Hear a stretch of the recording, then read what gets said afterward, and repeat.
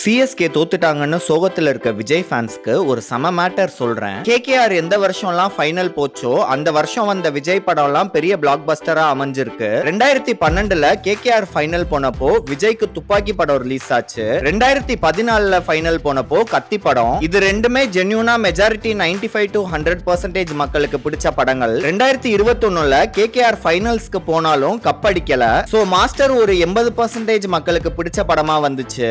IPL Vijay movie percentage ஜோசியத்தை பாக்குறதுக்கு முன்னாடி எப்பவும் மூவி ரிவ்யூ மட்டும் போடுற சேனல்ல இந்த தடவை சம்பவமா நடந்த ஆர்சிபி சிஎஸ்கே மேட்ச் ரிவ்யூவை பார்க்கலாம். 2003 வேர்ல்டு கப்ல இருந்து கிரிக்கெட் பாக்குறானா அப்பப்போ இனிமே டைம் கிடைக்கிறப்பலாம் கிரிக்கெட் பத்தியும் பேசுறேன். பெரிய பரபரப்புக்கு நடுவுல ஆர்சிபி சிஎஸ்கே மேட்ச் ஆரம்பிச்சு எப்பவும் டாஸ் தோக்குற ருத்ராஜ் இந்த தடவை டாஸை ஜெயிச்சு பவுலிங் சூஸ் பண்ணாரு. மேட்ச் கேன்சல் ஆனாலும் சிஎஸ்கே குவாலிஃபை ஆகும். ஆர்சிபி நெட் ரேட் கம்மியா இருந்தாலும் சிஎஸ்கே குவாலிஃபை ஆகுன்ற அட்வான்டேஜோட சிஎஸ்கே களத்துல இறங்குனாங்க. கோலியும் டூப்ளஸியும் மேட்சுக்கு தேவையான ஸ்டார்ட்டை கொடுத்து 201 ரன் அடிச்சா மேட்சை தோத்து சிஎஸ்கே குவாலிஃபை ஆகும். 219 அடிச்சா மேட்சை ஜெயிச்சு குவாலிஃபை ஆகுன்ற டார்கெட்டோட உள்ள இறங்குனாங்க. ஆர்சிபி பேட்டிங்ல எந்த தப்புமே பண்ணல. T20 வேர்ல்டு கப்புக்கு ருட்டுவை எடுக்கலன்னு பேசிட்டு இருந்தவங்களுக்கெல்லாம் மண்டமேல ஒண்ணு வைக்கிற மாதிரி கோல்டன் டக்ல அவுட் ஆகி சிஎஸ்கே கேப்டன் வெளியே போனாரு. இவர் கூடவே மிச்சலும் போக எல்லாரும் பிரெடிக்ட் பண்ண மாதிரி ரச்சின் ரவீந்திரா 50 அடிச்சு மேட்சை ஜெயிக்கிற லெவலுக்கு எடுத்துட்டு போனாரு. இவர் கூட பார்ட்னர்ஷிப் போட்ட ரஹானே விக்கெட் போனதுல இருந்து தான் சங்கடம் ஆரம்பிச்சிச்சு.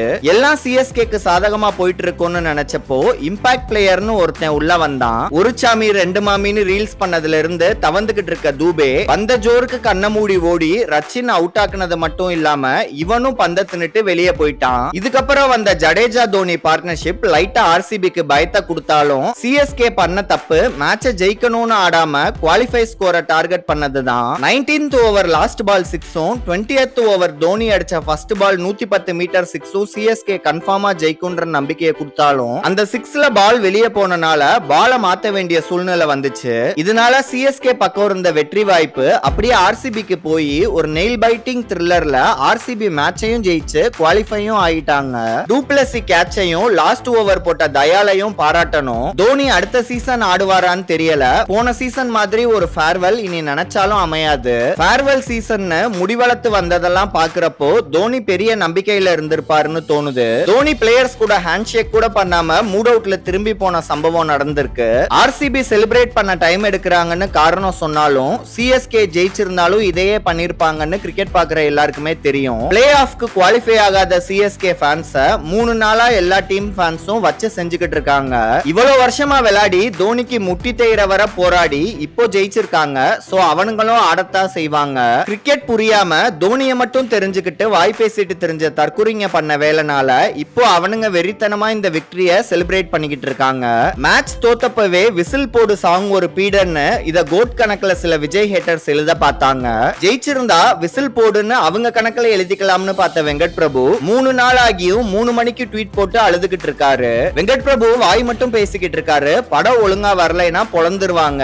நெல்சனுக்கு நடந்ததெல்லாம் கம்மி. மேட்ச் எல்லாம் விட்டுட்டு படத்துல போக்கஸ் பண்ணி அதை பெட்டர் ஆக்குறது தான் கோட் படத்துக்கு நல்லது. ஒரு சாட்டர்டே நைட் இப்படிதான் கெட்ட வார்த்தையில திட்டினதை ரீட்வீட் பண்ணி இருக்காரு. உண்மையை சொன்னா வேற இம்மெச்சூர்ட் அண்ணா ஃபேன்ஸ் வந்து கடிப்பானுங்க. விஜய்க்கு 2 படம் தான் இருக்கு. அது ரொம்ப முக்கியம். எங்களுக்கு பிடிச்சிச்சுன்னு முட்டு கொடுக்கறது விஷயம் கிடையாது. விஜய்னு எழுதி போட்டா கூட தான் அவர் ஃபேன்ஸ்க்கு பிடிக்கும். நான் ஒரு பெர்சன்டேஜ் கணக்கு சொல்றேன், அது புரியுதான்னு பாருங்க. விஜயோட துப்பாக்கி கத்தி தெரி மெர்சல் மட்டும் தான் 90% மக்களுக்கு மேல லைக் பண்ண படங்கள். பீஸ்ட் வாரிசு லியோ எந்த பெர்சன்டேஜ்னு பாக்குற மக்களுக்கே தெரியும். நான் சொல்ற பெர்சன்டேஜ்ல மட்டும் இப்போ ஒரு படம் வந்தா எல்லார்ட்டையும் நல்ல ரிவ்யூ வாங்கி பிளாஸ்ட் ஆகிடும். விஜயும் வினோத்தும் சேருற விஜயோட கடைசி படத்துல இந்த பிளாஸ்ட் கண்டிப்பா நடக்கும்னு தோணுது. விஜய் அவர் பிரைம்ல சுமாரான படம் கொடுத்தே கல்லா கட்ட முடியுதுன்னா சூப்பர் படத்தோட ரீச்சே வேற. ஏற்கனவே வெங்கட் பிரபுட்ட பாட்டு சுமாரா இருக்குன்னு சொன்னா வியூஸ பாரு ரீச்ச பாருன்னு சொல்லிக்கிட்டு இருக்காரு. அது எல்லாமே விஜய்க்கு வந்தது. நீங்க என்ன பண்ணீங்கன்னு கேட்டா பதில் இருக்காது. விசில் போடு சாங் ரிவ்யூ போடலன்னு கேக்குறீங்க. உண்மையை சொன்னா வேற ஒத்துக்க மாட்டானுங்க. மனுஷன் அவரே 2 படம் பண்ண போறாரு. காஸ்டியூம்ல கூட போக்கஸ் பண்ணாம பிரபுதேவாக்கு ஒயிட் ஷர்ட் போட்டு விட்டு அவர் மெயின் ஆக்டர் மாதிரியும் விஜய் 10ஓட 11 மாதிரியும் காட்டியிருக்கதெல்லாம் கோட் டீம் கவனிக்கணும். வெங்கட் பிரபுவும் அவர் டீமும் மங்காத்தால அஜித் மார்க்கெட்டையும் கெரியரையும் உயர்த்தன மாதிரி விஜயையும் 90% மக்களுக்கு பிடிச்ச மாதிரி படம் கொடுத்து அடுத்த கட்டத்துக்கு நகட்ட போறாங்களா? ஆர் விஜயையும் அவர் ஃபேன்ஸையும் யூஸ் பண்ணி சுமாரான ப்ராஜெக்ட கொடுத்து முட்டு கொடுக்க போறாங்களான்னு வரும்னு வெயிட் பண்ணி பார்ப்போம்.